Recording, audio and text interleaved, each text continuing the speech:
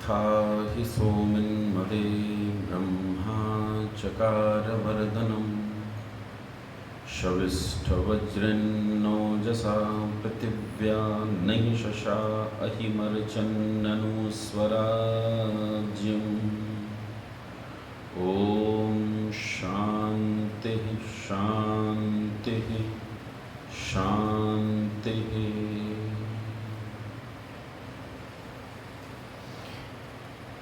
इस आर्य समाज के आदरणीय प्रधान जी, उप प्रधान जी, मंत्री जी, कोषाध्यक्ष महोदय, सभी सम्मानित कार्यकारिणी, उसके सभासद, स्त्री आर्य समाज की सभी माननीय पदाधिकारी माताएं, सम्मुख उपस्थित भद्र पुरुषों और माताओं, मुझे पंचकुला सूट नहीं आता बिल्कुल भी। अभी मैं आया तो ओवर स्पीड पुलिस ने पकड़ लिया।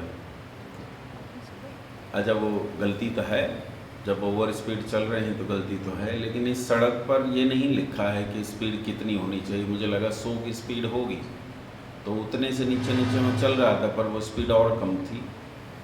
तो कहीं बोर्ड ऐसा था भी नहीं, कोई संकेतांक था नहीं, उन्होंने पकड़ लिया। 15-20 मिनट लगाई, लेकिन माने नहीं, वो रिश्वत लेते हैं, वो किसी सूरत में मानते नहीं हैं बिना रिश्वत लिए। तो मैंने कहा भैया जब पैसा ही देना है तो सरकार की जेब में जाए, तुम्हारी जेब में काहे जाए। नुकसान होगा वो भरेंगे, पर जो नुकसान तुम्हें होगा, जो तुम भरोगे, उसकी तुम कल्पना नहीं कर सकते। आइए थोड़ी सी चर्चा आपके बीच में करने का प्रयास करूंगा। मैं आदरणीय प्रधान जी से और रमेश जी से पूछ रहा था कि विषय क्या लूँ, तो उन्होंने कहा कि आप स्वतंत्र हैं। तो आइए एक छोटा सा काम जो मैं आप कर रहा हूँ, इस काम से, काम जिस पीड़ा से उपजा है, वो पीड़ा आपके बीच में रखने का प्रयास करता हूँ, पीड़ा आपको समझाने की कोशिश करता हूँ। उम्मीद करता हूँ चीज़ें आपको समझ में आएंगी। देखो, बात ये है कि ये जो सारा संसार है, इस सारे संसार में सब मनुष्य ही पैदा होते हैं। जो मनुष्य पैदा हुए हैं, ये मनुष्य पैदा होकर क्या बनेंगे, ये उनकी शिक्षा पर निर्भर करता है कि उन्हें शिक्षा कैसी मिली। जैसी शिक्षा मिलती है वैसे ही बन जाते हैं। जैसे सामान्य रूप में इसे हम टेक्निकल एजुकेशन के तौर पर देख सकते हैं कि कोई इंजीनियरिंग पढ़ा है तो इंजीनियर ही बनेगा, डॉक्टरी पढ़ा है तो डॉक्टर ही बनेगा, उसने एडमिनिस्ट्रेशन पढ़ा है तो एडमिनिस्ट्रेटर ही बनेगा। उसने जो भी पढ़ा है, जैसी शिक्षा उसने प्राप्त की है, वैसा वैसा अपने जीवन में उन्नति को प्राप्त हो जाए, वैसी वैसी उन्नति या अवनति उसे मिलेगी जैसी उसे शिक्षा मिली। शिक्षा को हम लोग आम तौर पर एक शब्द के रूप में सुनते हैं, सीख। शिक्षा मतलब सीख, इधर भी कहते हैं कि नहीं सीख, हमारे यहाँ कहते हैं सीख। और सीख दो प्रकार की होती है, अच्छी सीख और बुरी सीख। भाई अच्छी सीख मिलेगी तो आदमी उन्नति को प्राप्त कर लेगा, और बुरी सीख मिलेगी तो आदमी अवनति को प्राप्त कर लेगा। कठोपनिषद में एक मंत्र है, मंगलाचरण में आता है, सहना भवतु सहनौ भुनक्तु सह वीर्यं करवावहै तेजस्विनावधीतमस्तु मा विद्विषावहै। वहाँ आचार्य और छात्र बैठ के परमात्मा से प्रार्थना कर रहे हैं कि परमात्मा हमारी रक्षा कर, अब तू हमारी रक्षा कर, भुनक्तु हमारा पालन कर। किसका? मेरा भी कर और इसका भी कर। इसका मतलब मेरे सामने जो छात्र बैठा है, इसकी भी रक्षा कर और मेरी भी रक्षा कर। अच्छा, इसका मतलब क्या है कि ये स्वार्थी लोग हैं। एक जगह पे दो लोग बैठे हैं, एक आचार्य बैठे हैं, एक छात्र बैठे हैं, खाली अपनी रक्षा की बात कर रहे हैं, सारे संसार की रक्षा की बात नहीं कर रहे हैं। लेकिन ये एक श्रृंखला बनती है, ये एक लंबी श्रृंखला बनती है, और ये लंबी श्रृंखला में जो सीखेगा वो जब दूसरों के पास जाएगा तो वो फिर से कहेगा कि मेरी भी रक्षा कर और इसकी भी रक्षा कर। और वो जो सीखेगा वो आगे फैलेगा और वो कहेगा कि मेरी भी रक्षा कर और इसकी भी रक्षा कर। हमारे यहाँ प्रार्थनाएं कभी भी स्वार्थ में या केवल अपने लिए नहीं होती हैं। एक गीत हम बचपन से यज्ञ पर बैठकर सुनते चले आए कि सुखी बसे संसार सब, दुखिया रहे न कोई। मतलब हम कभी अपनी अपनी लिए कुछ भला हो जाए ऐसा नहीं सोचते हैं, अभी तो हम सोचते हैं सबके लिए कल्याणकारी हो, सबके लिए हितकारी हो, सबका अच्छा। ऋषि दयानंद ने भी जब नियम बनाए वेद से गूंथ कर, तो उन्होंने कहा कि हमारा उद्देश्य क्या है। उद्देश्य कहा संसार का कल्याण करना ही इस समाज का मुख्य उद्देश्य है। हमारा जो प्रमुख, जो गौण और मुख्य दो चीज़ें होती हैं, तो गौण और मुख्य में से हमारा जो गौण में बहुत सारी चीज़ें हैं, लेकिन मुख्य उद्देश्य हमारा है कि किसी भी तरह करके संसार का कल्याण हो, संसार की उन्नति हो, कुछ भी करके ऐसा हो। लेकिन जब ऐसा नहीं होता तो बड़ी भारी विपत्तियों का सामना हमें करना पड़ता है। बहुत सारी विपत्तियां हम झेलते हैं। जैसे आमतौर पर, अमूमन मोटे मोटे तौर पर हम देखते हैं कि अभी जैसे हमारे देश में जो व्यवस्था चल रही है, जो प्रबंधन चल रहा है, जो मैनेजमेंट चल रहा है कि देश को कैसे चलाया जाए, वो कौन सा तंत्र चल रहा है अभी 2014 के बाद से खतरे में भी है ना। कौन सा तंत्र चल रहा है बोलो? लोकतंत्र। कौन सा तंत्र है भारत में? लोकतंत्र चल रहा है। अच्छा, गजब की बात है कि लोकतंत्र चल रहा है, लोग लाल किताब लेके हाथ में घूमते हैं लोकतंत्र की, और लोकतंत्र की बहुत सारी बातें टीवी पर प्रधानमंत्री से लेकर विपक्ष और सामान्य लोगों तक सब करते हैं कि लोकतंत्र खतरे में है, या लोकतंत्र अच्छा है, या लोकतंत्र को जिंदा रखना है, या लोकतंत्र को मजबूत बनाना है। गजब की बात यह है कि हम लोकतंत्र की दुहाई बहुत देते हैं, लेकिन 26 जनवरी को कौन सा दिवस मनाते हैं? कमाल की बात है, दिवस हम गणतंत्र दिवस मनाते हैं, और तंत्र कौन सा चल रहा है? लोकतंत्र। क्या ये एक दूसरे के पर्यायवाची शब्द हैं? यही शिक्षा का संबंध जुड़ता है। शिक्षा का जो वास्तविक संबंध व्यक्ति के साथ जुड़ता है वो यही जुड़ता है कि हम ये समझने का प्रयास करें कि प्रजातंत्र गणतंत्र क्या वो पर्यायवाची है लोकतंत्र और जनतंत्र का, या लोकतंत्र और जनतंत्र किसी और तरह से पैदा होते हैं। देखो, सावधानी से समझने का यत्न करो। गुरुकुल में भी बच्चा शिक्षा प्राप्त करता है, स्कूल में भी बच्चा शिक्षा प्राप्त करता है। मैंने कुछ अनाथालय भी देखे हैं जहाँ किंचित किंचित शिक्षा देने का प्रयत्न किया जाता है। सड़क पर, यहाँ वहाँ आप अपने बच्चों को अपने घर में, रेलवे स्टेशन पर, बस अड्डों पर और अस्पतालों में, कौन सी जगह ऐसी है जहाँ शिक्षा नहीं दी जा रही? सब जगह तो हम शिक्षा प्राप्त कर रहे हैं, कुछ न कुछ लोगों से सीखते हैं, कुछ न कुछ चीज़ों में सीखने को मिल रहा है। अभी ऐसा हुआ कि कक्षा थी, उस कक्षा में मेरे बहुत अच्छे मित्र हैं, रोजड़ के स्नातक हैं, आचार्य योगेश वैदिक जी, आपने नाम सुना हो शायद। तो आचार्य योगेश वैदिक जी पढ़ा रहे थे, तो अगले दिन मैंने उन्हें कहा तुमने लिंक नहीं भेजा मुझे, मैं जुड़ जाऊं कक्षा से। तो उन्होंने कहा क्या जुड़ोगे, सत्यार्थ प्रकाश पढ़ा रहा हूँ, वो तो तुम्हारे सब चिरपरिचित विषय हैं, उनसे क्या जुड़ना। मैंने कहा क्या बात कर रहे हो, कल मैं आपकी कक्षा में जुड़ा तो मुझे 3 नई चीज़ें सीखने को मिली, तो आज अगर नहीं जुड़ूंगा तो ऐसी ही कुछ चीज़ों से वंचित रह जाऊंगा। सीखना तो जीवन पर्यंत चलता रहता है, सीखना छोटों से, बड़ों से, समवयों से, सबसे होता है। जिनकी आयु मेरे समान हो उनसे भी सीखते हैं, जो छोटे हैं उनसे भी सीखते हैं, और जो बड़े हैं उनसे भी सीखते हैं। ये सीखने का काम कभी बंद नहीं होना चाहिए, सीखने का काम चलना चाहिए। पंडित लेखराम नाम के एक बहुत बड़े विद्वान हुए, बलिदानी हुए आर्य समाज के, उन्होंने कहा था कि समाज में आर्य समाज के लोगों को करना क्या चाहिए, तो उन्होंने कहा तहरीर और तकरीर 2 काम कभी बंद नहीं होने चाहिए। अब तहरीर और तकरीर की पृष्ठभूमि में, उसकी नींव में क्या है? शिक्षा। ये शिक्षा ही व्यक्ति को उन्नति देती है। देखो, सावधानी से सुनो, जनतंत्र और प्रजातंत्र का अंतर समझने का प्रयास करना। जनतंत्र में शब्द जन है और प्रजातंत्र में शब्द प्रजा है। प्रजा जिस सिस्टम को जनरेट करती है, प्रजा जिस सिस्टम को बनाती है, प्रजा जिस सिस्टम को डेवलप करती है, उसे प्रजातंत्र कहते हैं, और जन जिस सिस्टम को डेवलप करता है उसे जनतंत्र कहते हैं। तो इसका मतलब सिस्टम और तंत्र तो दोनों में सेम ही है। समस्या है जन में और प्रजा में कि जन और प्रजा क्या क्या है। देखो, जो कोई भी पैदा होता है उस पैदा हुए को हम जन कहते हैं। क्या कहते हैं? जना गया है ना, जो जना गया है वो क्या है?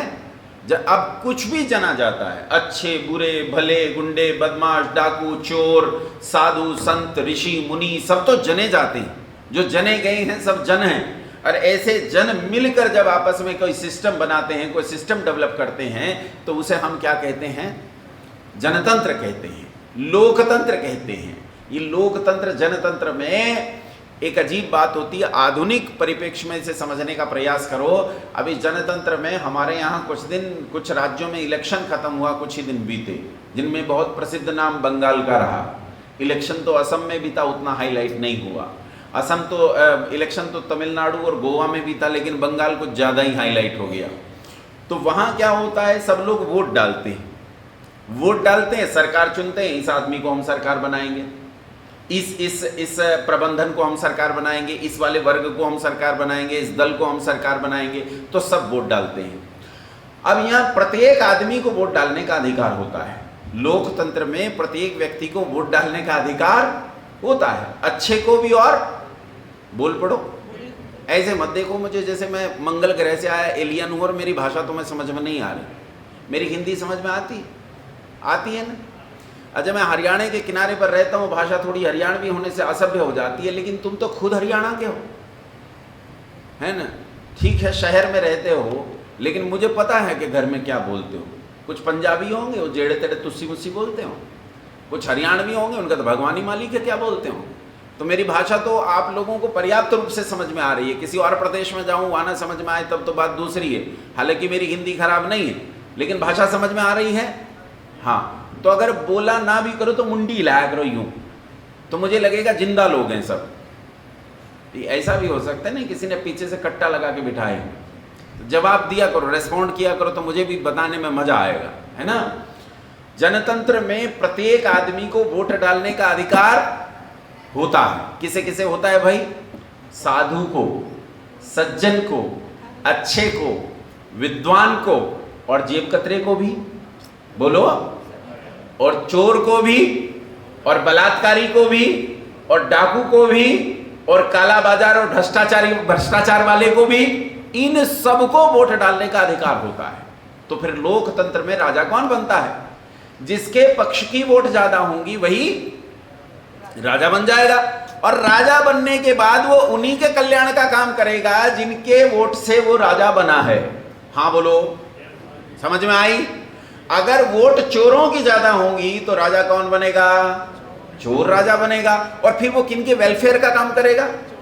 वो चोरों के वेलफेयर का काम करेगा। भाई वो चोरों को चाहेगा, भाई मेरे वोटर खुश रहें, मेरे वोटर को समस्या ना हो। फिर वो उनके लिए नियम बनाएगा कि रात के 1 बजे के बाद कोई नहीं जगेगा, ताकि चोरों को अपना काम करने में समस्या ना हो।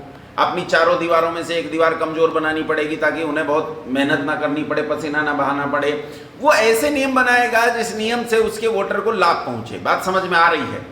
जेब कतरों की वोट ज्यादा होगी तो वो जेब कतरी के नियम बनाएगा, ताकि मेरे वोटर्स के लिए कोई समस्या न हो। व्यभिचारियों और बलात्कारियों की वोट ज्यादा होंगी तो राजा उन्हीं का बनेगा, और वो उनके लिए नियम बनाएगा कि उनके वेलफेयर का काम हो। यहां शिक्षा निहित है। इस बात को समझने का प्रयत्न करना, इस चीज को समझने का प्रयास करना।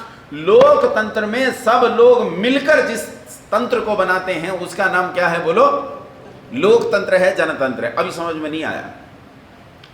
एक कहानी है, बहुत प्रसिद्ध कहानी है, मैंने कई बार सुनाई है बच्चों से, आज फिर सुनाता हूं, सावधानी से सुनो। मैंने 9वीं कक्षा में ये कहानी पढ़ी थी हिंदी की किताब में, पर ये लोकतंत्र और जनतंत्र को बहुत अच्छे से समझाती है, बहुत अच्छे से पढ़ाती है। कहानी यह है, उत्तर प्रदेश एक बहुत बड़ा प्रदेश है, मतलब बहुत बड़ा है। कितना बड़ा है इसकी कल्पना करके देखो कि हरियाणा में 6500 गांव हैं। टोटल गांव कितने हरियाणा में? हमारे एक जिले में 3200 गांव, एक जिले में, माने 2 या 3 जिले जुड़े और हरियाणा तैयार। 25 करोड़ की आबादी है, 25 करोड़, 2.5 करोड़ की आबादी आपके आसपास है। 25 करोड़ की आबादी उत्तर प्रदेश में है। इधर से उधर जाओ तो 1000 किलोमीटर जाने में लगते हैं। तो हमारा जो हाई कोर्ट है वो भाई पूरे उत्तर प्रदेश के लिए बड़ी मुश्किल चीज़ है। उस तक जाना मतलब 1.5 दिन लगेगा, आपको ट्रेन में बैठ के जाना पड़ेगा। तो एक आदमी, पुराने समय की बात है, पुराने ज़माने की बात है, जब सब लोग धोती कुर्ता पहनते थे। ये पुराने ज़माने की बात है जब सब लोग बड़ी पुरानी सी स्थितियों में रहते थे। तो एक आदमी जिसका कोई भाई कोई बहन नहीं था, अपने माता पिता की इकलौती संतान था, उसका जमीन जायदाद का कोई झगड़ा हो गया। तो जिसके घर परिवार में लाठी नहीं है तो वो लड़ तो सकता नहीं, तो फिर कोर्ट कचहरी देखेगा। तो वो अपनी ज़मीन जायदाद का झगड़ा लेकर, अपनी फाइलें लेकर, अच्छा कचहरी जा रहा है, इलाहाबाद जाएगा, 1.5 दिन लगेगा, 500-600 किलोमीटर जाना पड़ेगा। तो इसके लिए नोट भी ढेर सारे चाहिए, क्योंकि कचहरी में नोट बहुत खर्च होते हैं। तो पैसों का थैला भर लिया। पहले ये एटीएम तो होता नहीं था, मोबाइल से यूपीआई तो ट्रांजैक्शन होता नहीं था, तो वो चल पड़ा बेचारा, पैसे वैसे थैले वैले सब लेके, अपने कपड़े लत्ते, और उन दिनों तो बिस्तर बंद भी लेके चलते थे, बिस्तर अपनी पीठ पे लेके चलते थे, तो सब लेके चल पड़ा। और जब वो इलाहाबाद में उतरा, प्रयागराज ट्रेन पहुंची और वो उतरा, तो उतरते ही एक 10 साल का बच्चा दौड़ कर आया और दौड़ कर आकर पैर छूकर बोला, मामा नमस्ते, मामा प्रणाम। अब आदमी सख्ते में आ गया, आश्चर्य में आ गया। उसने सोचा यार मेरे तो कोई भाई बहन नहीं है, तो भांजा कहाँ से आया? भांजे का मतलब ही नहीं जब बहन नहीं है। अब मोटी मोटी आंखें फाड़ के उसे देख रहा है और भांजा चालू, अरे मामा तुमने हमें कितना तरसाया, दुनिया के मामा आते हैं, हमारा ना आया है। कितनी जिल्लत हमें झेलनी पड़ती, कितनी कितनी परेशानी हमें झेलनी पड़ती कि हमारे मामा नहीं आए। दुनिया देखती कहती इनके मामा नहीं आए। हमारी माँ की तो आंखें पथरा गई कि कब भाई आएगा, लेकिन तुम ना आए, तुम्हें लज्जा भी ना आई कि तुम्हारे भांजे भांजियां कैसे रहते होंगे, तुम्हारी बहन कैसे रहती होगी। आदमी परेशानी में, यार खामखा के आरोप लग रहा है मुझ पर, मेरी तो कोई बहन नहीं है तो भांजे भांजी का मतलब नहीं। इतने में भांजा फिर बोला कि माँ को जैसे ही पता चला कि तुम आ रहे हो, इतनी उत्साहित हो गई है, तुम्हारे लिए नया बेहतरीन एसी वाला एक कमरा सजाया गया, नई बेडशीट्स, नए बिस्तर, नया तौलिया, नए कपड़े, सब कुछ एकदम नया है। तुम्हारे लिए बढ़िया पनीर वाली सब्जी बनाई गई है, तुम्हारे लिए बढ़िया ड्राई फ्रूट्स वाली सब्जी बनाई गई है। मामा माँ इतनी खुश है, बड़ा अच्छा तुम्हारे लिए घर का वातावरण माँ ने बना दिया है कि मेरा भाई आकर रहेगा महीना भर। रोज कपड़े धोने के लिए वॉशिंग मशीन बदल दी गई है ताकि तुम्हें रोज कपड़े धो के प्रेस करके अच्छे से दिए जाएं, तुम्हें कोई किसी किस्म की परेशानी ना आए। तुम सुबह कोर्ट जाओ, शाम को वापस आओ, तो तुम्हें किसी तरह की समस्या ना हो, तुम बस आओ, सो और अपना आनंद करो और अपना काम करो। अब आदमी के दिमाग में लड्डू फूटा। उसने सोचा यार बहन तो नहीं है, भांजा तो नहीं हो सकता, लेकिन इस अनजान शहर में किसी गंदी लॉज में किन्हीं गंदे कपड़ों में सोना पड़ेगा, ढाबे का गंदा खाना खाना पड़ेगा, बुरी परिस्थितियों में रहने पड़ेगा। कपड़े कहाँ धुलवाऊंगा, कहाँ धोबी मिलेगा, यहाँ सब फ्री में मिल रहा है, कुछ भी नहीं करना है। और सुनो, पुण्य भी है, इन बेचारों के मन को ठाड़ हो जाएगी कि हमारा मामा आया है और मेरा भी काम हो जाएगा, 1 महीना इनका भी सुख से कटेगा और मेरा भी सुख से कटेगा। ये सोचकर उसने हामी भर दी। उसने कहा हाँ बेटा, मैं भी तुम्ही लोगों की प्रतीक्षा में था, मैं भी तो तुम्हारी प्रतीक्षा कर रहा था कि कब मैं वहां जाऊं और कब तुमसे मिलूं। हाँ ये तो गलती हुई कि मैं बहुत दिनों में आया, लेकिन आ तो गया हूं, चलो चलते हैं घर। अब चल दिए मामा भांजे। भांजे ने कहा इलाहाबाद के दूसरे छोर पर घर है, मैं आपको इलाहाबाद दिखाते हुए भी चलता हूँ। एक ऑटो कर लिया और दिखाया, भाई ये अल्फ्रेड पार्क है, ये तब का किला है, ये तब का महल है, ये तब का बाजार था, यहाँ पुराना बाजार लगता था, ये दाल मंडी थी, ये घास मंडी थी, सब दिखाते जा रहा था। इतने में संगम आ गया। संगम समझते हो ना? संगम समझते हो ना? क्या है संगम? जहाँ कितनी नदियाँ मिलती हैं? कौन कौन सी? अच्छा, सरस्वती किस किस ने देखी है? किसी ने नहीं देखी। चल, 2 नदियाँ जहाँ मिलती हैं, उन 2 नदियों के पानी में नहाते हैं, तो वहाँ नहाने से संगम का बड़ा महात्म्य है। संगम का पुण्य बहुत है। जैसे ही संगम में नहाओ तुरंत मोक्ष हो जाता है, किसी उपासना की कोई ज़रूरत।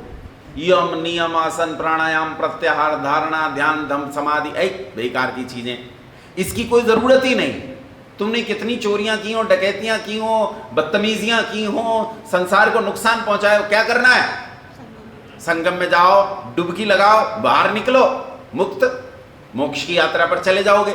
ऐसे बहुत लोग चले गए। अभी पिछले दिनों हमारे यहाँ प्रयाग में कुंभ का स्नान हुआ था, गए थे बहुत सारे लोग, तो वहाँ बहुत सारे लोगों को मोक्ष मिल गया। बहुत सारे आर्य समाजी भी गए, बाकायदा उन्होंने नहाते हुए स्नान करते हुए वीडियो भी डाले। तो मैंने कहा भैया ये तो निकल गए, अपन पीछे रह गए, ये तो मुक्ति के रास्ते पर निकल, अपन पीछे रह गए। चलो खैर वो कोई बात नहीं। संगम आया तो भांजे ने अपने मामा से कहा कि मामा संगम आ गया है, नहाने का बड़ा महात्मा है, कब कब आना होता है, कब कब संगम पर आते हैं, नहाते चलो। वैसे तो यहाँ रहोगे, नहाते ही रहोगे, लेकिन आज जब आ ही गए हो, थके हो, संगम में नहाओ। गंगा का पानी ऐसा कि नहाओ थकान उतर जाती है। उसने सोचा हाँ ये तो अच्छा है, गंगा में नहाऊंगा, ये तो महात्मा मिलेगा, मुक्ति मिलेगी, मोक्ष मिलेगा, चलो नहा लेते हैं। गया और गंगा के किनारे जाकर उसने अपना बैग फाइल वाला भांजे को दे दिया, नोट वाला बैग भी भांजे को दे दिया, जेब में से पर्स निकाल के भी भांजे को दे दिया। उसने अपनी घड़ी, सोने की चेन वाली घड़ी उतारी, वो भांजे को दे दी। कुंडल उतारे, गले में से अपने सोने की चेन उतारी, आभूषण उतारे, सब भांजे को दे दिए। अपने सारे थैले दे दिए, अपने कपड़े लत्ते दे दिए, कुर्ता बनियान सब दे दिया, और नीचे खाली एक तौलिया और ऊपर खाली एक जनेऊ। ये पहने हुए मामा संगम में पहुंचा, गंगा के बीचों बीच, और वहां भाव विभोर होकर, भक्ति में डूबकर, हर हर गंगे कह के जब उसने डुबकी लगाई और बाहर निकला तो न भांजा था, न फाइलें थी, न पैसे थे, न सोना था, न आभूषण था, न एक इकल्ली उसके पास थी। उसने तो रेजगारी भी उसे दे दी थी। और मामा खड़ा था एक ऐसे शहर में जहां वो किसी को नहीं जानता, नंगा। कैसा खड़ा था? नंगा एक ऐसे शहर में खड़ा था जहां उसका किसी से कोई परिचय नहीं है। इसका नाम लोकतंत्र है। इसका नाम क्या है? लोकतंत्र है। इस लोकतंत्र में हमारे साथ यही होता है। हर 5वें साल एक भांजा आता है हमारे दरवाजे पर। बोलिए, अरे मामा तुम कहां हैं? यार मैं तुम्हें ढूंढ रहा था, तुम जानते नहीं, तो तुम्हारी प्रतीक्षा में था। हम सोचे यार कहां से भांजा आया, लेकिन भांजा टपकता है, और जब हम नहीं पहचानते तो वो हमें याद दिलाता है तुम्हारी सरकारी नौकरी, तुम्हारे उद्योग का टैक्स, तुम्हारे उद्योग की लीज की जमीन, वो जमीन तुम्हारी कैसे हो, उतनी संपत्ति, इतनी संपत्ति, तुम्हारी पुलिया, तुम्हारी रोड, तुम्हारा विकास, तुम्हारा उत्थान, तुम्हारा सब दिखाता है। वो पूरा सब जवाब दिखाता है, और हम फंस जाते हैं और भांजे के साथ टहलने लगते हैं। और फिर आता है संगम, इलेक्शन वाला दिन, और जैसे उस संगम में हम डुबकी लगाकर बाहर निकलते हैं तो भांजा गायब। गई वो लीज की जमीन, गई वो संपत्ति, गई वो उन्नति, गया वो सब कुछ। हमारे पास कुछ भी नहीं रहता। हम नंगे खड़े रहते हैं अगले 5 साल तक, तौलिया बांधे हुए, कुछ हाथ नहीं आता, और किसी तरह परिश्रम करके कुछ जुटा लेते हैं। तो 5 साल के बाद फिर दरवाजे पर बेल बजती है, और फिर एक भांजा आता, कहता मामा प्रणाम, मैं तो तुम्हारी प्रतीक्षा में था। इसी का नाम लोकतंत्र है, इसी का नाम जनतंत्र है, इसी का नाम भीड़ तंत्र है। भीड़ तंत्र में 51 मूर्ख 49 विद्वानों पर शासन करते हैं, क्योंकि उनकी 2 वोट ज्यादा है। इसी व्यक्ति को, यही जन जो तंत्र का निर्माण कर रहा है, इसी जन को जब शिक्षित किया जाता है तब वो प्रजा बनता है। क्या बन जाता है? वो प्रजा बन जाता है। और जब प्रजा बनने के बाद बुद्धि से सोचकर, समझकर, विवेकपूर्ण दृष्टि से वो एक सिस्टम को बनाता है, सिस्टम को डेवलप करता है, तंत्र को बनाता है, तो उसे प्रजातंत्र कहते हैं। उसे क्या कहते हैं बोलो? और प्रजा के समूह का नाम गण है, इसीलिए इसे ही गणतंत्र कहते हैं। गणतंत्र और जनतंत्र में इतना ही अंतर है कि जनतंत्र में शिक्षा नहीं है और प्रजातंत्र में शिक्षा निहित है।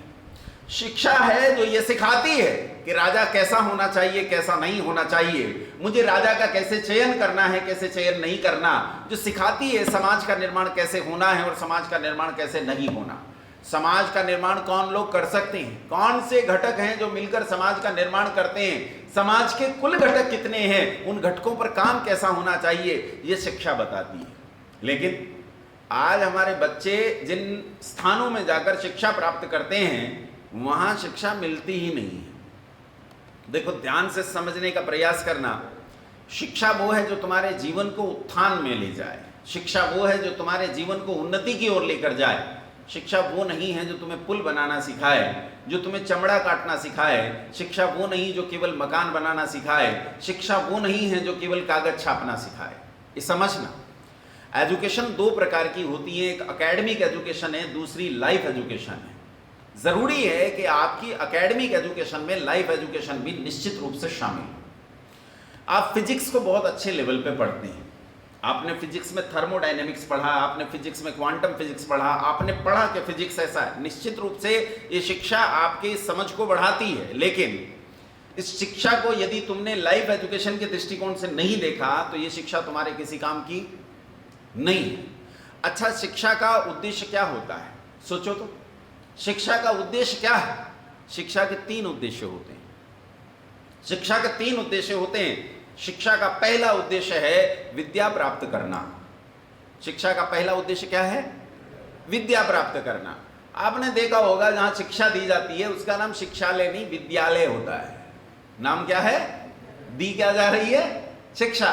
क्योंकि शिक्षा साधन है और विद्या लक्ष्य है, जिसे प्राप्त करना है वो विद्या है। लेकिन वहां तक लेकर क्या जाएगी? हमें शिक्षा लेकर जाएगी। शिक्षा हमारा व्हीकल है, शिक्षा हमारी कार है, शिक्षा हमारा स्कूटर है, जिस पर बैठकर हम विद्या तक पहुंचेंगे। विद्या क्या है? सा विद्या या विमुक्तये, जो तुम्हें मुक्ति दे, मोक्ष दे, संसार के बंधनों से छुड़ा दे, संसार के दुखों से छुड़ा दे, उसका नाम क्या है? उसका नाम विद्या है। तो शिक्षा का प्राथमिक उद्देश्य है तुम्हें विद्या तक लेकर जाना। शिक्षा का पहला उद्देश्य है तुम्हें विद्या तक लेकर जाना। शिक्षा का दूसरा उद्देश्य है सभ्य समाज की स्थापना करना। सिविक सेंस तुम्हारे भीतर हो, नागरिक समझ तुम्हारे भीतर हो। लेकिन नागरिक समझ अगर नहीं देती तो वो शिक्षा निष्फल है, किसी काम की नहीं। पहला विद्या तक लेकर जाना ताकि तुम मुक्ति प्राप्त कर सको, और दूसरा लक्ष्य है एक सभ्य समाज का निर्माण करना, और तीसरा लक्ष्य होता है रोटी खाना। ये शिक्षा का उद्देश्य है।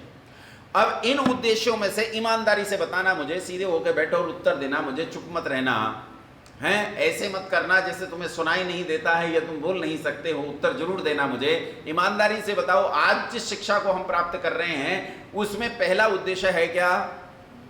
बोल पड़ो, है क्या? नहीं है। दूसरा उद्देश्य है क्या? नहीं है। एक उद्देश्य बचा है, वो कौन सा है? धर्मपूर्वक रोटी कमाना। अच्छा हाँ, इसमें भी गड़बड़ है। धर्मपूर्वक नहीं है, रोटी कमाना है लेकिन धर्मपूर्वक नहीं है। और ये कट जाने से बड़ी समस्या हो जाती है। सुनो ध्यान से, शिक्षा का उद्देश्य क्या होता है? तो वेद कहता है तुम्हें अपने बच्चों को क्या बनाना है? तो कहते हैं मनुर्भव। क्या बन भाई? मनुष्य बन जा। और मनुष्य किसे कहते हैं? पैंट पहन ले उसका नाम मनुष्य, कमीज पहन ले, बनारसी साड़ी बांधे उसका नाम मनुष्य, वो मनुष्य।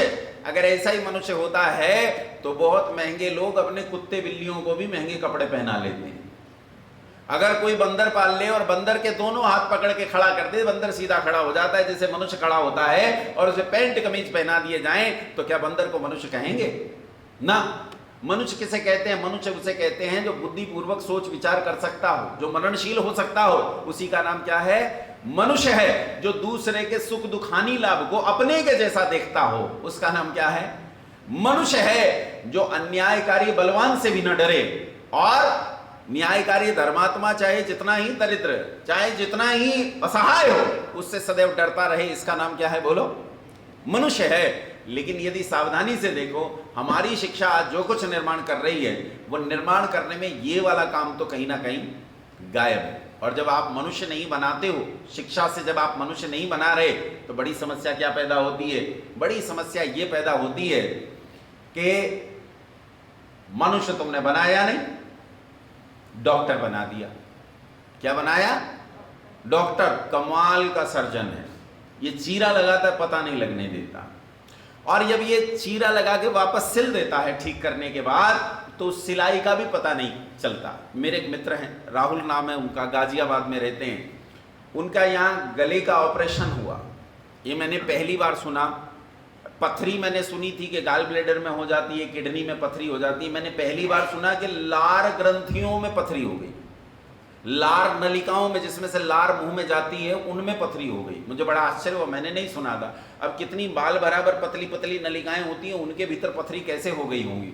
और थोड़ी बहुत नहीं, इतनी सारी, कम से कम 600-700 ग्राम पथरी उसमें से निकली, इतनी पथरियां हो गई।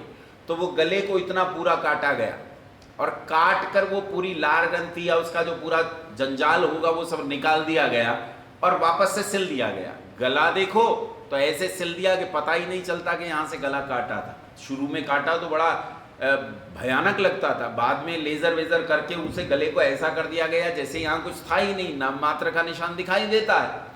तो डॉक्टर बहुत बढ़िया है, सर्जन बहुत बढ़िया है, काटता है तो पता नहीं चलने देता, और सिलता है तो भी पता नहीं चलता। लेकिन तुमने इसे मनुष्य नहीं बनाया। क्या नहीं बनाया? मनुष्य नहीं बनाया। डॉक्टर तो बनाया पर मनुष्य नहीं बनाया। तो क्या करेगा बोलो? लोगों की चिकित्सा करेगा या किडनी निकाल कर बेचेगा? बोलो जी, किडनी निकाल कर बेचेगा?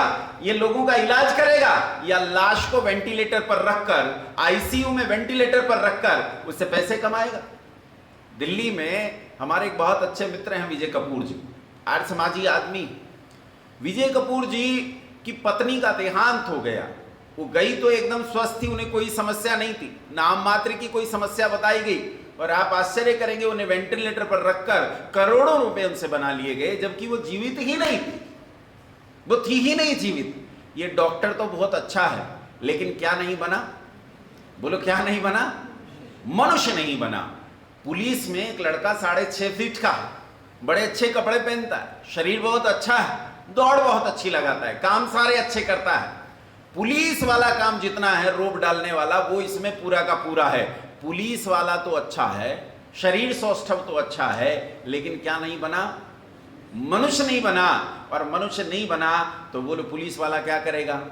रक्षा करेगा या अत्याचार करेगा? सोचो, तुम्हें किसी चोर की जरूरत ही नहीं है, किसी डाकू की जरूरत ही नहीं है, यही दोनों काम कर लेगा। चोर डाकू का काम भी कर लेगा, पकड़ने वाले का काम भी कर लेगा, तुमसे पैसे लेने का काम भी कर लेगा, तुम्हें पनिशमेंट देने का काम भी कर लेगा, सब काम ये अकेला ही कर लेता है। तुम्हें किसी चोर जेब कतरे की जरूरत नहीं है, ये अकेला इन सारे कामों को निपटा देगा। आपने इंजीनियर बनाया लेकिन मनुष्य नहीं बनाया, तो अभी बिहार में घटना घड़ी, 1700 करोड़ रुपए का पुल उद्घाटन के दिन भरभरा कर गिर पड़ा। क्यों गिर पड़ा? क्यों गिर पड़ा? जिन्होंने उस वास्तु का निर्माण किया, जिन्होंने उस शिल्प के बारे में सोचा, जिन्होंने उस टेक्नोलॉजी के बारे में सोचा, टेक्नोलॉजी तो बहुत अच्छी जानते थे, टेक्नोलॉजी की ड्राइंग में दिक्कत नहीं थी, वो टेक्नोलॉजी में कहां वेट आएगा, वेट कैसे डिवाइड होगा, वेट कैसे बटेगा, कौन कौन से पिलर्स पे जाएगा, पिलर्स में से उसकी जो गुरुत्व केंद्र से रेखा होकर जाती है वो कैसे जाएगी, वो सब जानकारी उसे बहुत अच्छे से थी। वो इंजीनियर बहुत अच्छा था, लेकिन क्या नहीं बन पाया? मनुष्य नहीं बन पाया।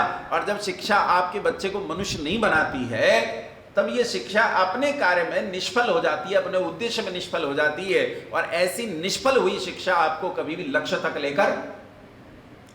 लेकर नहीं जाती। इसीलिए यदि आप चाहते हो कि राष्ट्र ठीक चले, समाज ठीक चले, तो जरूरी है हम सबसे ज्यादा काम जिस चीज पर करें, उसको कौन सी चीज है? शिक्षा। आजकल लोग रक्षा के बारे में बड़े चिंतित हैं, हमारे परिवार सुरक्षित नहीं है, हमारे घर सुरक्षित नहीं है। आप तो फिर भी ये शांत इलाकों में रहते हो। मैं जहाँ रहता हूँ, मेरे गुरुकुल के चारों तरफ 95% यही लोग हैं, मलेच्छ हैं, चारों तरफ इनसे भरा पड़ा है वो पूरा इलाका। मैं जहाँ रहता हूँ खुला पाकिस्तान है जी, पाकिस्तान। आपने कैराना का नाम सुना है? कैराना का नाम सुना है? एक कैराना नहीं है हमारे इलाके में, 10 कैराना है हमारे इलाके में। केवल कैराना नहीं है, झिंझाना भी कैराना है, चरथावल भी कैराना है, पुरकाजी भी कैराना है, जानसठ भी कैराना है, देवबंद कैराना है, खतौली कैराना, ये सब कैराना भरे पड़े हैं वहां। और ये केवल यहां की बात नहीं कर रहा, पूरे भारत भर में 500 से ज्यादा कैराना है। और जब हम ये स्थिति देखते हैं तो ये स्थिति देखकर हमें भय होता है कि आखिर हमारी रक्षा कौन करेगा? कौन हमारी रक्षा करेगा? कैसे हम रक्षा करेंगे? जिस मंत्र से मैंने शुरू किया था वापस लेकर आता हूं आपको उस मंत्र पर, ओम सहना ववतु सहनौ भुनक्तु। इसमें जो अवतु शब्द आया अवरक्षणे धातु से बनता है, ओम शब्द भी अवरक्षणे धातु से बनता है। यहां परमात्मा से प्रार्थना करें, परमात्मा हम सबकी रक्षा कर, परमात्मा हम सबकी बोलो रक्षा कर। फिर क्या कहते हैं? सहना ववतु सहनौ भुनक्तु सह वीर्यम करवावहै, हमारा पालन कर। भुनक्तु शब्द जो है यहाँ भोजन के अर्थ नहीं आता है ना, भोजन अर्थ भी होता है और पालन अर्थ भी होता है, लेकिन आत्मनिपदी और परस्मयी पदी में भिन्न भिन्न अर्थ हो जाते हैं। यहाँ भुनक्तु शब्द रक्षा के अर्थ, पालन के अर्थ है, यहाँ भुनक्तु शब्द भोजन के अर्थ नहीं है।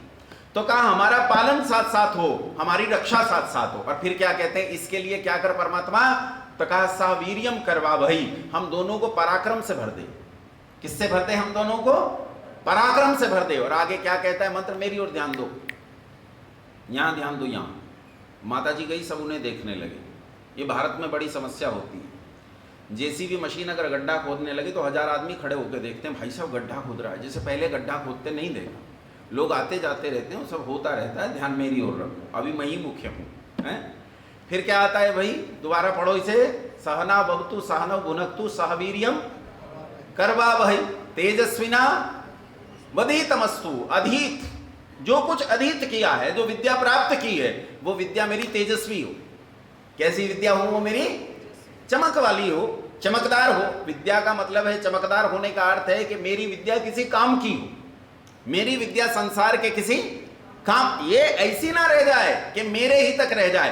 कई बार क्या होता है, विद्या मेरे ही तक रह जाती है, उसके आगे बढ़ ही नहीं पाती। ऐसे लोगों को आपने देखा होगा, जब वो पढ़ाते हैं समझाते हैं तो होता क्या है, वो पढ़ा भी खुद ही रहे हैं और पढ़ भी खुद ही रहे हैं, बाकी किसी के पल्ले कुछ पढ़ नहीं रहा है ना। तो उन्होंने कहा कि मेरी विद्या मुझ तक ना रहे, अभी तो मेरी विद्या प्रचारित हो, प्रसारित हो, इसकी चमक फैले, इसकी रोशनी फैले, इसका प्रकाश सब तक जाए, ऐसी मेरी विद्या हो। और फिर क्या कहा, मां विद विषावही, क्या ना हो मुझमें, विद्वेष न हो, क्या नहीं हो मुझमें। अब इन्हें जोड़ो सारी चीजों को साथ साथ, हम रक्षा साथ साथ पाए परमात्मा आपसे, है ना, हमें आपसे रक्षा साथ साथ मिले और हम में विद्वेष न हो, हमारा पालन साथ साथ होता रहे और हम में विद्वेष न हो।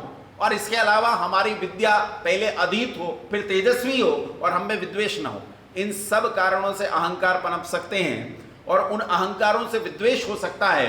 अमीर और गरीब के बीच में विद्वेष हो सकता है, विद्वान के और कम विद्या वाले के बीच में विद्वेष हो सकता है। तो कहा मेरी विद्या ऐसी हो कि जो विद्वेष को पैदा करने वाली ना हो, अपितु वो विद्वेष को नष्ट करने वाली हो। आपको अपनी शिक्षा में इस चीज को रखना पड़ेगा, और अगर आपने नहीं रखा तो आपकी शिक्षा आपके बच्चों को कहां लेकर जाएगी उसे भगवान जानता है, और पूर्व विद्वानों ने उसे अच्छे से लिख कर रखा है। आप भी आज नहीं तो कल जान जाओगे। आपके बच्चे आज जिन स्कूलों में पढ़ते हैं, सच्ची बात यह है, जिनसे बात कर रहा हूं इनके बच्चे नहीं पढ़ते, इनके तो पोता पोती पढ़ते हैं। जिनके बच्चे पढ़ते हैं वो तो यहाँ आए नहीं, लेकिन जिनके बच्चे स्कूल में पढ़ते हैं वो तुम्हारे बच्चों को क्या बना रहे हैं और तुम अपने बच्चों को क्या बना रहे हो, इसे अच्छे से विचार करने का प्रयास करो। गलत चीजें पढ़ा दी जाती हैं और तुम उन गलत चीजों को चुपचाप सुनते जाते हो। जिम मिल्स और मैडम मॉन्टेसरी तो थॉमस बेबिंगटन मैकॉले की टीम में शामिल थे। मैं एक नाम बताता हूं आपको, हमारे यहाँ मुजफ्फरनगर में कैराना के बिल्कुल पास में एक छोटा सा कस्बा है, उसका नाम है कांधला। कुछ ने सुना होगा। कांधला बहुत प्रसिद्ध जगह नहीं है, छोटा सा है। कांधला के एक व्यक्ति थे, उनका नाम था धर्मपाल। धर्मपाल जी गांधीवादी थे। वो क्षेत्र पूरा आर्य समाज का प्रभावित क्षेत्र है, तो आर्य समाज किसी के भीतर ना आए ये तो संभव नहीं है। जो आदमी ये कहे कि मैं निरामूर्ति पूजक हूं, उसके भीतर भी आपको आर्य समाज मिलेगा। वो भी छाती ठोक के ये तो कह देगा शिव जी पे जा रहा है लोटा लेके हाथ में, उससे कोई पूछे भाई कहो ना पक्का आर्य समाजी हूं, कर क्या रहा है इससे कोई लेना देना नहीं। लेकिन आर्य समाज उस क्षेत्र की हवा में है, मिट्टी में है, वहां है। तो धर्मपाल जी जो पहले से उस क्षेत्र की बुद्धि और समझ के व्यक्ति थे, गांधीवादी थे थोड़े। देखो गांधी जी से मेरा प्रेम जग जाहिर है, कई बार समस्याएं भी झेलनी पड़ी हैं मुझे गांधी जी के कारण, तो वो फिर भी मेरा प्रेम जारी रहता है उनसे, मैंने कभी प्रेम बंद नहीं किया उनसे। तो वो अलग तरह के मतभेद हो सकते हैं, उन्हें अलग रखते हैं, लेकिन धर्मपाल जी यहाँ गांधीवादी होते हुए भी एक भले आदमी हैं। धर्मपाल जी रोजी रोटी की तलाश में लंदन चले गए और लंदन जाकर इन्होंने वहाँ जैसे छोटा मोटा कोई काम पकड़ लिए थे। बहुत पढ़े लिखे नहीं थे, 12वीं कक्षा पास किए हुए, BA कुछ आधी अधूरी की होगी। तो वो वहाँ चले गए विदेश में और उन्होंने एक प्राइवेट डाकिए की जॉब कर ली, मतलब चिट्ठी इधर से उधर पहुँचाना, लोकल तौर पे वो ये काम करते थे और चिट्ठियाँ पहुँचाने लगे। लेकिन ये काम उनका 2:30 बजे तक समाप्त हो जाता था। 2:30 बजे उनका ये काम रहता ही नहीं था ख़त्म। अब 2:30 बजे के बाद सोचे पत्नी नहीं, बच्चे नहीं, घर द्वार नहीं, अपने लोग नहीं, अपना देश नहीं, अब क्या करूं। तो इन्हें एक व्यसन था पुस्तकें पढ़ने का, ये आसपास की लाइब्रेरी में जाकर पढ़ने लगे और इन्होंने 6 प्रसिद्ध पुस्तकें लिखी। इन्होंने लगभग 34 वर्ष तक शोध किया, 34 वर्ष तक। पढ़ाई लिखाई बहुत कम थी, लेकिन जिनकी पढ़ाई लिखाई बहुत ज्यादा हो वो इतना काम नहीं कर सकते जितना धर्मपाल जी ने किया। उन्होंने 6 प्रसिद्ध पुस्तकें लिखी। इनमें से एक प्रसिद्ध पुस्तक जो बहुत ज्यादा प्रसिद्ध है उसका नाम है द ब्यूटीफुल ट्री। किसी ने पढ़ी होगी शायद। द ब्यूटी नहीं पढ़ी तो मंगा के पढ़ना, बहुत गजब की किताब है द ब्यूटीफुल ट्री। और इस ब्यूटीफुल ट्री में इन्होंने भारत के अंग्रेजों के आगमन से पहले भारत की दशा क्या थी वो पूरा का पूरा अंग्रेजों के रिकॉर्ड और उनके डाटा के आधार पर लिखा। आज शिक्षा के संबंध में, मैकॉले के संबंध में, मैकॉले ने ये पत्र लिखा, वो पत्र लिखा, मैडम मॉन्टेसरी आई उसने ये किया, विल्बरफोर्ट ने ये किया, किसने क्या किया, कॉलब्रुक ने क्या किया, जितने भी उस समय के प्रशासक भारत में आए उन्होंने जो कुछ किया वो सारा डाटा इसी पुस्तक में निहित है। अब वो डाटा मैं बोलूं, भाई राजीव दीक्षित बोले, स्वामी रामदेव बोले, कोई आर्य समाजी बोले, कोई संघी बोले, वो डाटा धर्मपाल जी का है। बस डाटा सब बोलते हैं, नाम नहीं बोलते कि किस आदमी का किया हुआ काम है। मैं बस यहां श्रेय दे रहा हूं कि जो भी शिक्षा के संबंध में बोला जाता है भारत से पहले कि इतने विद्यालय थे और पंजाब प्रोविंस में इतने परसेंट लिटरेसी थी, मद्रास वाले में इतने परसेंट थी, बॉम्बे वाले में इतने परसेंट थी, कलकत्ता वाले में इतने परसेंट थी, इतने शूद्र छात्र पढ़ते थे, इतने ब्राह्मण पढ़ते थे, इतने शिक्षक शूद्र थे, इतने शिक्षक ब्राह्मण थे, वो जितना डाटा है वो सारा डाटा धर्मपाल जी का है। लेकिन यहां समझने का यत्न करो कि धर्मपाल जी का वो डाटा कहता है कि भारत में प्रत्येक गांव के लिए कम से कम 2 गुरुकुल मौजूद थे। एक गांव के लिए 2 गुरुकुल, एक गुरुकुल बड़ा गुरुकुल जो जनरल लोगों को पढ़ाता था, और एक गुरुकुल सामान्य होता, छोटा सा होता था, जिसमें मुश्किल से 5, 7, 10 छात्र पढ़ते थे। ये विद्वानों के लिए बनाया जाता था।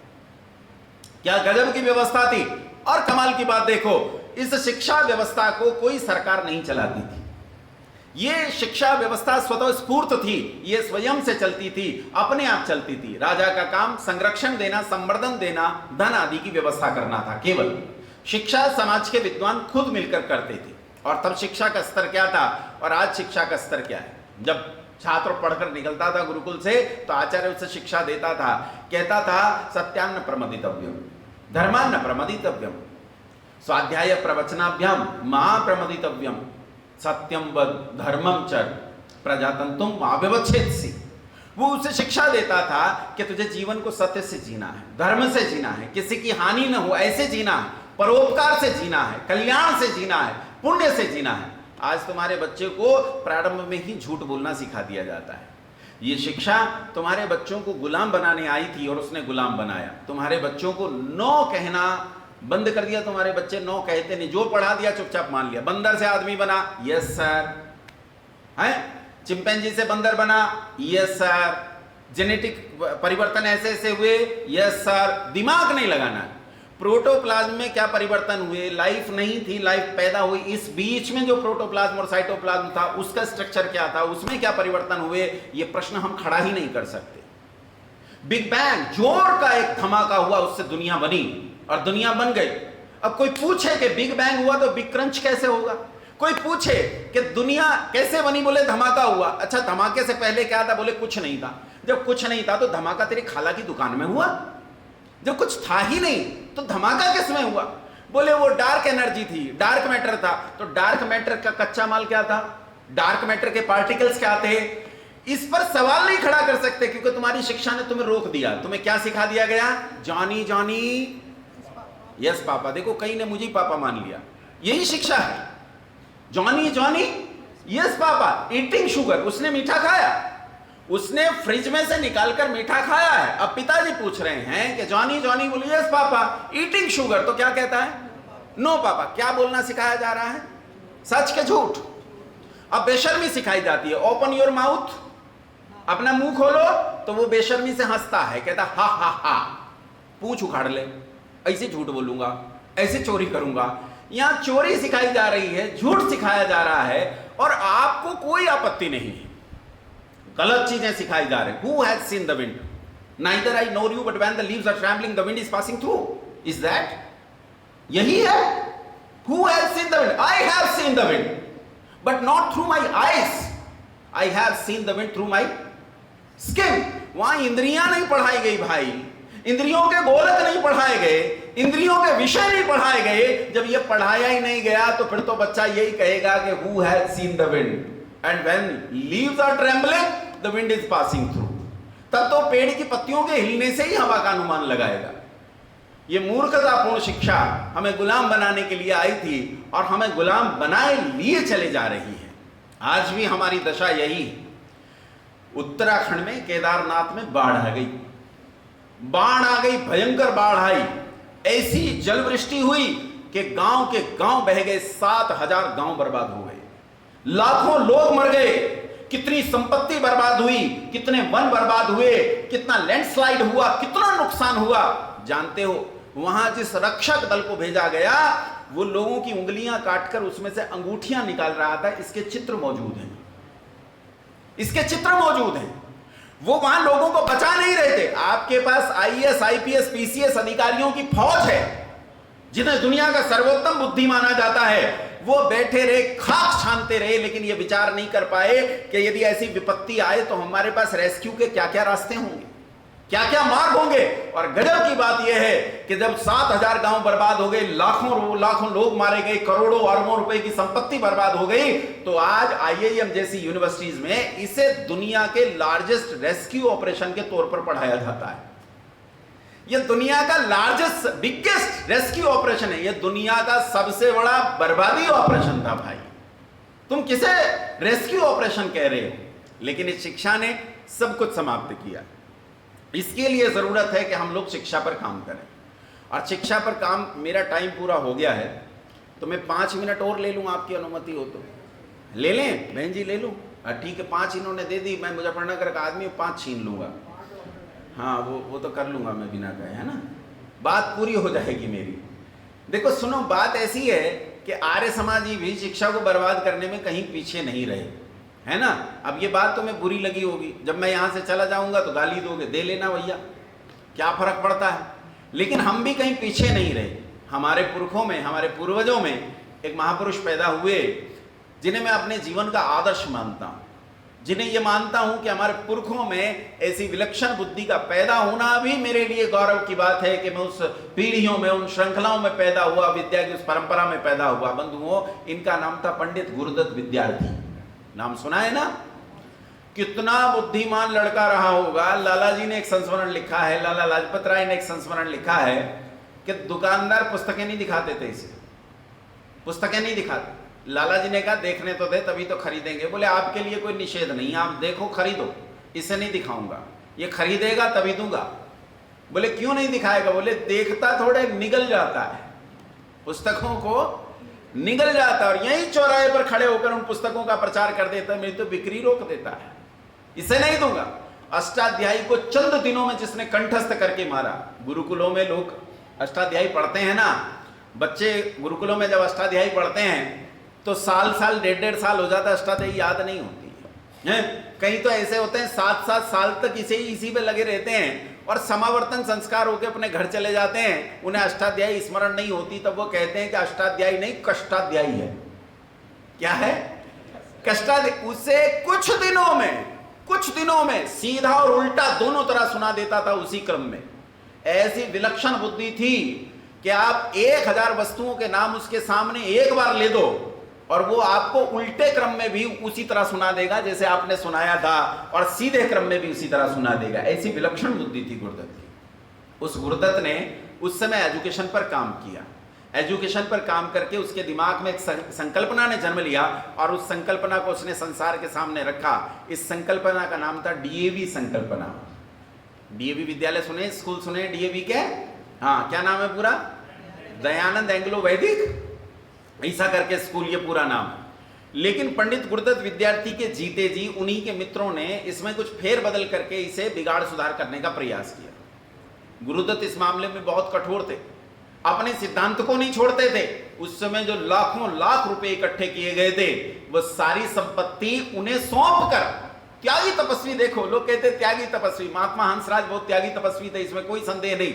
लेकिन लोग कुछ बड़ा चढ़ा के दिखाना चाहते हैं कि अमुक व्यक्ति बहुत त्यागी तपस्वी थे। अरे त्याग तपस्या किसे कहते हैं? देखो, सारी संपत्ति को लात मारकर उन्हें देकर अपने 22 छात्रों को पकड़कर अपने घर की टूटी हुई छत पर ले जाकर पढ़ाया और कहा इस संकल्पना से अब मेरा कोई लेना देना नहीं, क्योंकि यह संकल्पना अब मेरी नहीं बची है।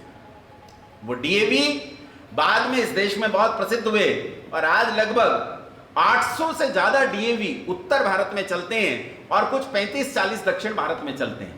मोटा मोटी राउंड फिगर में इन्हें अगर मैं 900 कह दूं तो 900 DAV इस देश में चलते हैं 12वीं तक के।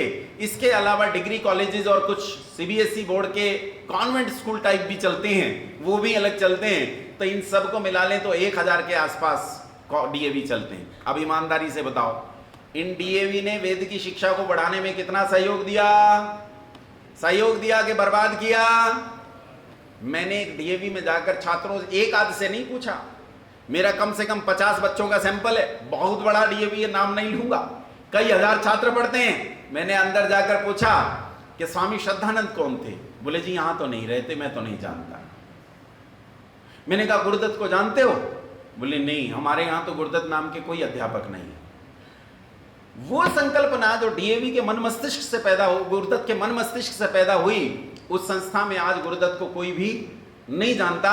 और मैंने बहुत गंभीरता से इस बात पर विचार किया कि ऐसा क्यों है। जब मैं उन विद्यालयों में गया तो मैंने बहुत सावधानी से, बारीकी से इस बात की जांच करने का प्रयास किया कि कहीं मुझे पंडित गुरुदत्त विद्यार्थी का चित्र मिल जाए। मैं 300 साढ़े 300 डीएवीज में जा चुका हूं, आज तक मैंने किसी डीएवी में गुरुदत्त विद्यार्थी का चित्र, एक चित्र होता है महात्मा हंसराज का, एक चित्र एक और महाशय जी का होता है, और ऋषि दयानंद का इतना सा एक चित्र कहीं कोने में टंगा होता है। गुरुदत्त का कोई चित्र नहीं है। बाकायदा लीगल एक्शन लेकर गुरुदत्त का नाम इस डीएवी संकल्पना में से पूरी तरह निकालकर बाहर कर दिया। अच्छा, ईमानदारी से बताओ, कोई सूरज पर थूक सकता है? बोलो थूक सकता है? अगर हम सूरज पर थूकेंगे तो क्या होगा? अपने ही मुंह पर पड़ेगा भाई, अपने ही मुंह पर पड़ेगा। गुरुदत्त को तुम्हारे सहारे की जरूरत नहीं, तुम उसके चित्र चिपकाओ, इसकी जरूरत नहीं है। इसलिए मेरी एक टीम है, उस टीम ने काम करना शुरू किया। हम 30-32 प्रोफेसर्स, असिस्टेंट प्रोफेसर्स हैं, कुछ 17-18 पीएचडी स्कॉलर्स हैं, इनमें ज़्यादातर आईआईटीएंस हैं। हम लोगों ने मिलकर एक संकल्पना पर काम करना शुरू किया, और ये मेरी मौलिक नहीं है, ये मेरे पिता की है, ये पंडित गुरुदत्त विद्यार्थी की है संकल्पना। और इस संकल्पना का नाम हमने रखा उपनिषद विद्यालय। विद्यालय संकल्पना पूरी तरह गुरुदत्त की है, बस नाम ही मैंने दिया है कि इसका नाम उपनिषद विद्यालय है। और ऐसे 1000 उपनिषद विद्यालयों की संकल्पना पर हमने उत्तर भारत में काम करना शुरू किया कि हम 1000 उपनिषद विद्यालयों पर काम करेंगे। 2 उपनिषद विद्यालय हम खोल चुके हैं, तीसरे उपनिषद विद्यालय की कल मैं चर्चा करके आया हूं, लगभग वो भी खुला ही समझें, वो भी पूरा हो जाएगा।